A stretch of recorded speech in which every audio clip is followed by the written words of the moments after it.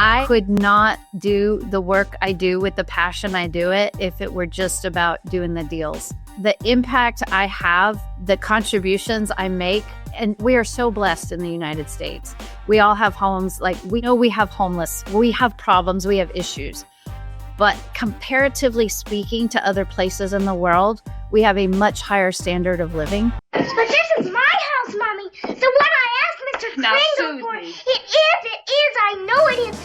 Welcome to The Pursuit of Home, coming to you from New York City. This is real people buying real estate and their unique journey to get there. We share the tips, tricks, and frameworks to help you navigate the bumps in the road that you won't see on reality TV or social media, and which no one has talked about until now. These are the emotional, psychological, ethical, and even spiritual challenges you're more than likely to encounter yourself. Learn from experts who've been there and hang out with me, Scott Harris, your host, who's helped thousands of people buy homes in Manhattan over the last 2 decades. Welcome to The Pursuit of Home, where we explore what it really means to find and create a place to call home. Today, we're diving into the strategic side of real estate for you, focusing on how negotiation and expert seller representation can change the way you experience buying and selling a home. I'm joined today by Deborah Morton, founder and CEO of Clareo Real Estate. She's a seasoned professional with a significant amount of sales under her belt, transaction volume over many, many years. Deborah specializes in guiding sellers through complex negotiations and helping buyers make informed decisions. Her dedication, though, to building strong relationships with her clients and staying ahead of industry trends has made her a standout in the competitive Atlanta market and is really why I wanted to have her here.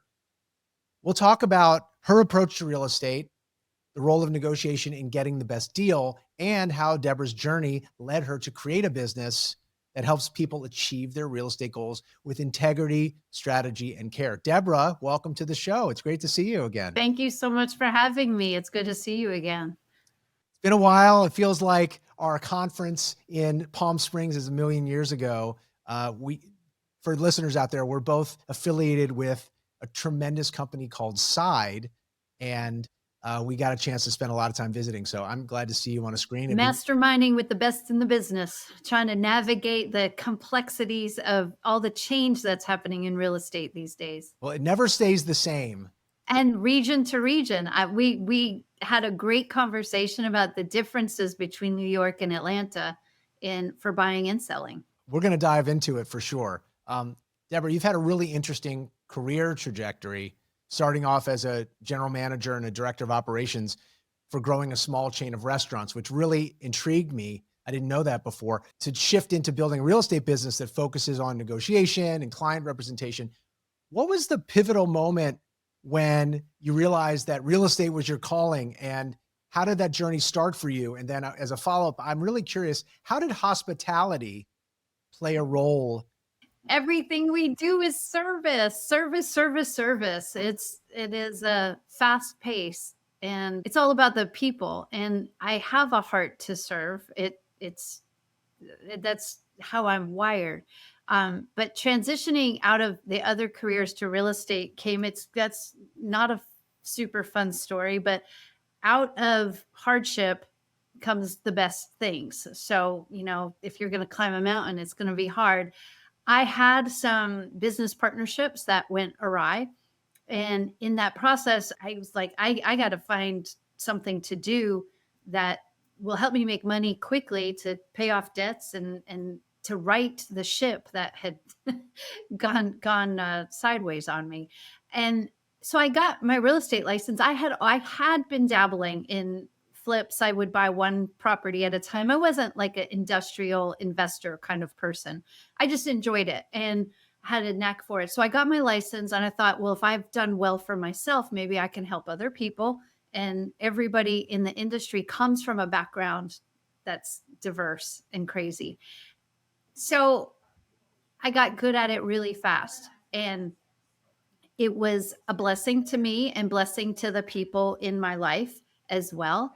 And within 2 years, all my debts were paid. I had a team and I was rocking and rolling, ready to go.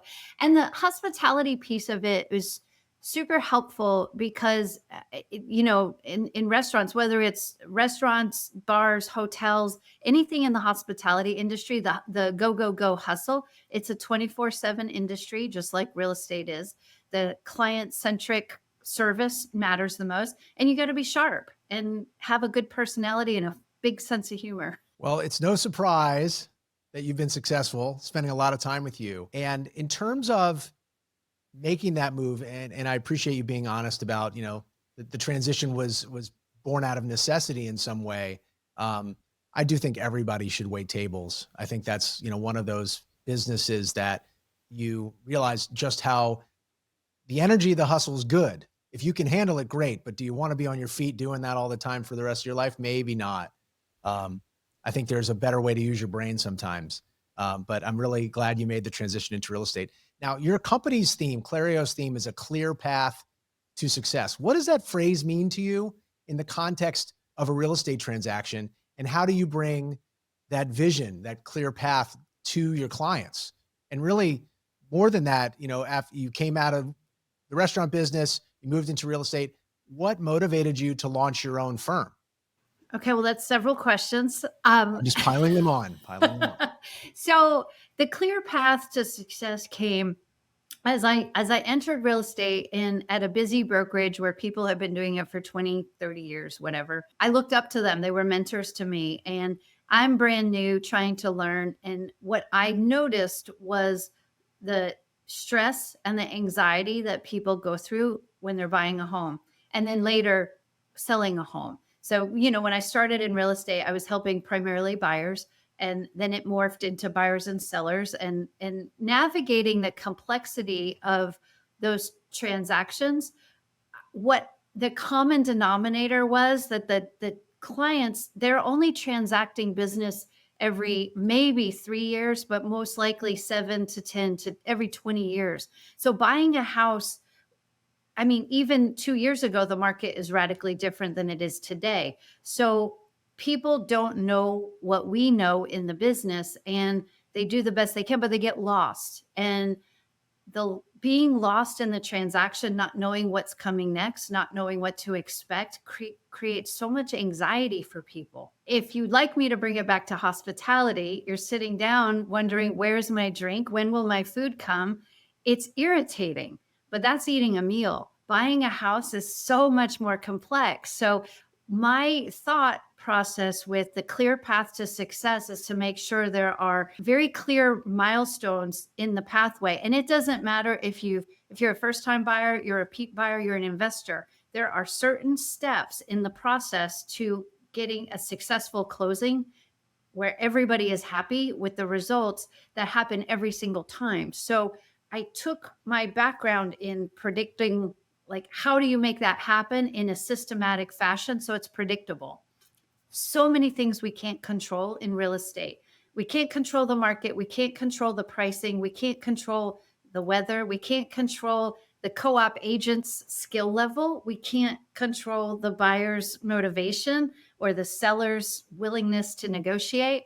But what I can control for everybody is the steps along the way. And I can educate and prepare them, because every step along the way, even though the houses are different, the people are different, the markets are different, the transaction process itself should not be such a mystery to people. They should know what to expect as they go. And that has proven to be very popular with people.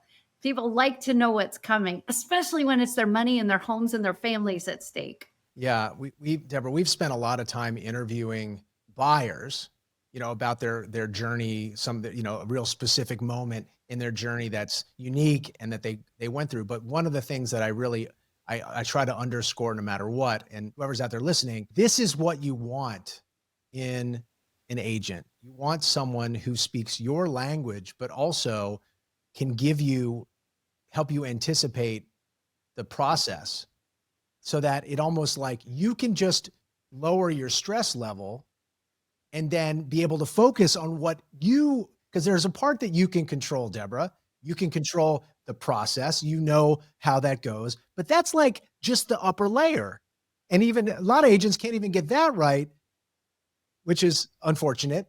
You can, but the whole the emotional world and the what's gonna inspire someone to buy that house, all we can do is help you become comfortable as a buyer so that you can be open, and when that comes, boom, you know. But, like, you can't provide that for someone. You have to create the conditions where it happens, but that's the best you can really do. Right. And by preparing people in advance, it's certainty that everybody needs. Everybody wants certainty and clarity about what they're doing. And when they are living in an ambiguous world and it's uncertain and they can't see and they They don't don't and know, they don't do anything often, yes. or they get stressed. Or they make a decision that's bad, or they don't make a decision at all because it's too overwhelming. People shut down with that. So I don't think what I'm doing is magic here. I'm just trying to help people the best way possible. And that's by creating an environment where it's easy for them to make decisions based on what they've said they needed and wanted. And sometimes it changes throughout the process. They thought they wanted one thing, and then turns out as we go through the process and uncovering, we're like taking layer after layer off about what really works best for their family and their lifestyle. That's when we get to the heart of the matter and we can step them along that pathway. Yeah, please pause there and make sure you heard that it is more often than not that you think you know, "Hey, I want these things," and then you change your mind. That is normal and very much okay. Don't be shocked if you think you want one thing and you end up liking something else. There's nothing wrong with you for acting that way. That's actually what it's called. It's called being human. You mentioned in other interviews, real estate's not just about the transaction. Clearly, it's about building relationships. How do you ensure that the relationship that you're building helps create the best outcomes? I mean, are there any things that you do at the very beginning to sort of set the table so that people really trust you when the going gets tough? Yeah, it's interesting because I've watched the industry change so much over the last 5 years. The technology improvements help in so many ways. But what it's done is create this like microwave generation where they want to push a button, get a house. And that is not the best way to go about transacting in real estate. Buying and selling is much more complex than that. But speaking specifically to buyers, browsing online for any length of time, it's a great way to get a feel for the marketplace. It's great to read the blogs and the articles and get educated, but there's no substitute for having somebody who is really like, I am totally invested in my client's success. And what that looks like is a thoughtful conversation, a consultation that uncovers the things. There are a series of questions that I go through with my clients to ask them to help them really dig down into why they want to make a change. Why do you want this? Why do you think you want this house? And it eliminates a lot of the stress along the way of the random looking. But what doesn't work is you just push a button on a mobile app and get connected to go look at a house, because that is, I mean, sorry, that's an ass backwards way of doing it. I don't know if I can say that, but Sure. it doesn't, that increases anxiety, it increases uncertainty, and it's just not a solid way to go about getting what you want, which is a home. Your approach has created really positive results. I mean, I correct me if I'm wrong. You've maybe sold 65 million over the last couple years. Does that sound right? Yeah, we just got named number one in our county too. So for last 2024, I'm super proud of my team. So I've been able to take this process and teach it to others. So what comes of that is not awards for sales, which that's a byproduct of what we really do, which is build good relationships with people. And we get a lot of referrals for it because when you really are highly skilled, like you are, you're really highly skilled and you're actually helping people, the referrals come naturally. That's true. I mean, I'd love to hear a story of a particularly challenging negotiation, how you navigated it, especially for a home buyer, if to achieve, a successful outcome. 'Cause I think our listeners really want to hear not only, hey, this is what, they want to hear, they want you to spill the tea a little bit and tell the story so that they don't have to go through the same pain, right? Oh goodness. All right. Well, I'll start with listen. to Scott. Listen to your agent. Listen carefully to what they're saying. Now choose a good agent too. Like the listeners here are, there's people everywhere that are listening to you. There's a reason you want to hire a skilled and experienced agent to represent you. And if you do that, you really should take into account the skill and the experience they bring, because we can advise all day long, but it's up to you, and we represent you, and we'll do what you wish. I oftentimes tell my clients at the closing table that they didn't need to know how the sausage was made. So it's not. It's almost better if they don't know. Oh yeah. Because you don't always see people at their best. In fact, you often see people at their worst. They're most stressed out. People turn from what is it? Dr. Heckle, Mr. Heckle, Dr. Heckle, Jekyll and Hyde. Yeah. They go from being the person, even your people that you know and love in your life that want to hire you, turn into monsters a little bit. They got fed after midnight and they become like these crazy gremlin people. And then you have to as an agent to know, okay, this happens to everybody. I think the good agents like us operate without judgment over the things that people say in a negotiation, especially a hard negotiation. The reason you have representation is so you don't have to hear the things that are said. I always operate with the approach that everybody's operating without malicious intent. You assume the best of people. Yeah. Assume the best. And when they act in a manner that is different from that, I step back and look at it and carefully, because when we encounter somebody who is acting with malicious intent, we just sever and move along. Like there's not going to be a successful negotiation with a seller who is a liar or unethical or problematic or just really out to put the screws to people. We'll go find a different house. And that happens, that does happen sometimes. But on the other hand, sometimes sellers, you're under contract on a house, and this is currently on my plate right now. Under contract on a house, the seller is not an awful person, but they've been in the house a really long time. They think their house is perfect, and it's not. The inspection report turned up things that need to be addressed. They think we're awful. My buyer is awful for asking, and it's just a normal part of the process. My buyer is highly emotional about these repairs and can't believe that the seller would be so awful to not want to fix it. No, the seller has lived in this house for 20 years with the bathroom and the basement exactly as they are. And if they bothered them, they would have fixed it years ago. But it's normal for them. And you're buying a house, Mr. Buyer, you want everything perfect and tidy. And that doesn't mean the seller's a monster. It just means that it's my job to bring the sides together. And that's what I do, and try to keep it gracious as we go. Right. I mean, you look around, right, at like countries.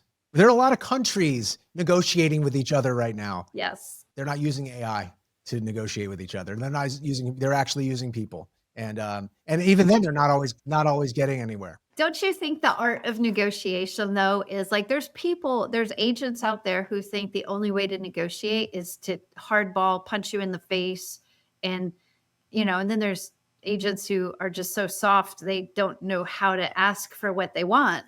And it's a dance. It's like a very nuanced thing that we're doing by reading the cues that the other side is giving us. The sellers are giving us cues and clues to what they want and what they will accept and what they're willing to do. And we have to be perceptive enough to pick up on those clues and cues and guide our buyers to making the appropriate offer.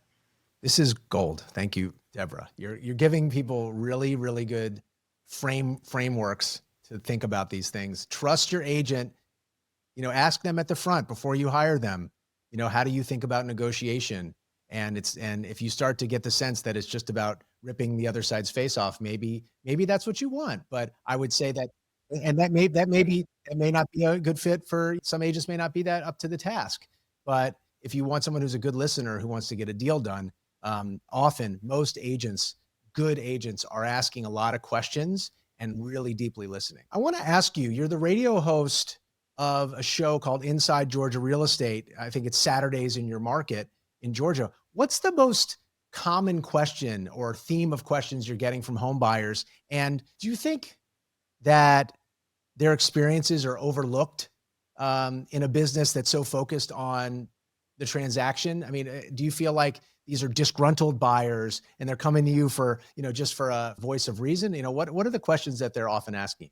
Oh my gosh, it's all over the board. It is so much fun because it's a call-in show, so I get them all. Most of the questions, which is funny, it's a real estate specific show, but I would say that the majority of the calls are about mortgages and financing and how to access equity in their current home so they can buy another home. It's the complexity of the transaction that most of the question when I dial down to the real question, because they'll call in Right. asking There's thing, this question. then I have to dig in and ask more questions to figure out what's at the root of the problem. The So challenge give me an example. Give me an example of where they came in asking about refinancing and they turned out like they're mad at their mom. You know what I mean? so that happens all they'll call in and ask about financing, and then it turns out they don't actually own the home, but their grandma owns the home and she's in assisted living, and they want to buy the home from grandma, but they don't have any cash, and they're trying to figure out, like, it's such a convoluted mess that we untangle for them. Lots of questions about estates, probates. What do I do?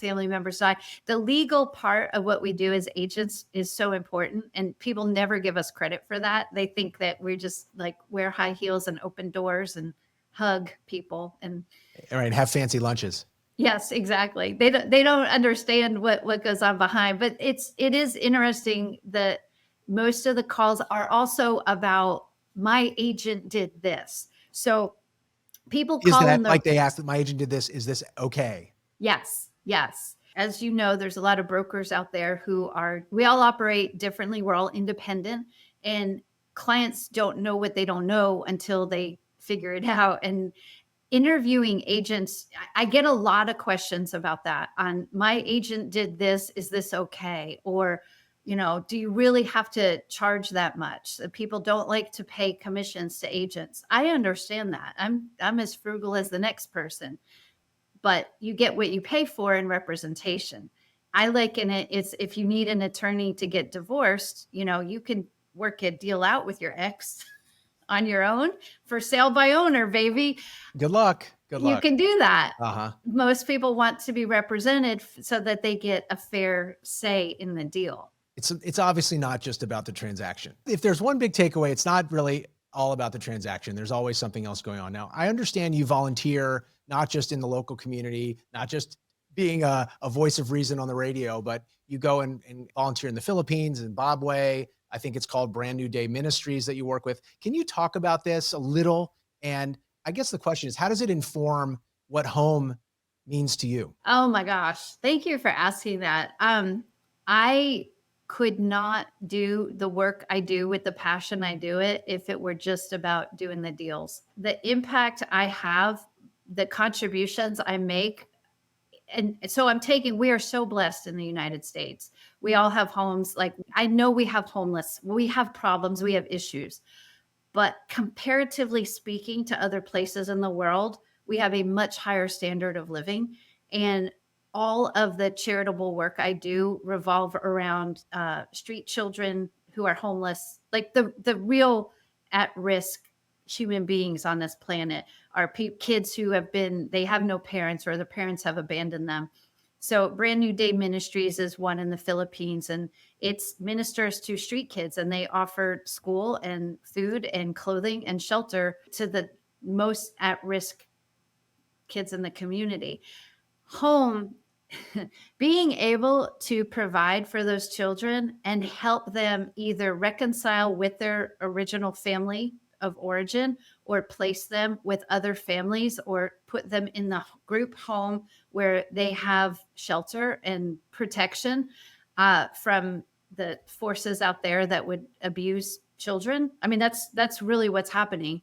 That's what home is. Everybody deserves to have a home where they feel safe and secure and loved and can at least sleep at night without fear and have a full belly. That's why I do what I do. For those of you out there, every good real estate agent I know is a three-dimensional person with a wonderful backstory, a story of that they've overcome something, that they want to make the world a little bit better, and they're doing it by helping you buy and sell property. And people certainly have given bad reputations to real estate agents. They don't think of them in the highest regard. I'm trying to change that story. You've worked with so many buyers and sellers, Deborah. Looking back on your career so far, what's the lesson that you want to pass along to listeners who may be navigating their own real estate journey? What's the one piece of advice that you would give them? Don't focus so much on the house. Focus on the agent who's going to help you find the right house. I love it. Well, Deborah, I know when we first were talking, you were talking about what a crazy market it is in Atlanta and all the different transactions that you're going on. So I'm going to let you get back to it. But thank you for being here. It's great talking to you. Thank you so much for having me, Scott. It was a pleasure. That's it for this episode of The Pursuit of Home. A big thank you to my friend Deborah Morton for joining us and sharing her expertise on negotiation, on seller and buyer representation, and really on the art of guiding buyers and sellers through the complexities of the real estate process. But again, I've said it many times, and Deborah's insights remind us, the transaction is the thin layer on top. And if you just crack it a little bit, it becomes much more about trust and getting to the underside and all the things inside of the transaction, the emotional world there that really guarantee long-term success. So whether you're buying or selling or investing, I think Deborah's approach offers so many valuable lessons, how to make smarter decisions to achieve your goals. And if you're navigating the journey to home ownership, don't forget The Pursuit of Home, a real estate guide to achieving the American dream, is now available for pre-order on Kindle. In the book, I share strategies, stories, and actionable tips to help you make informed, empowered decisions wherever you are buying a home. Until next time, I'm Scott Harris. Thank you for listening and happy home hunting. That's it for this episode of The Pursuit of Home. I hope today's conversation gave you insight, clarity, and maybe even a new way to think about your own home search. If you enjoyed the episode, please take a moment to follow, rate, and review the show. It really helps us reach more people on their own journey to home ownership. The Pursuit of Home is proudly produced by Fame, the B2B podcast production agency. Find The Pursuit of Home on Spotify, Apple Podcasts, and everywhere else you listen to podcasts. And if you want to connect, you can find me anytime on social media or at Magnetic. Until next time, happy home hunting.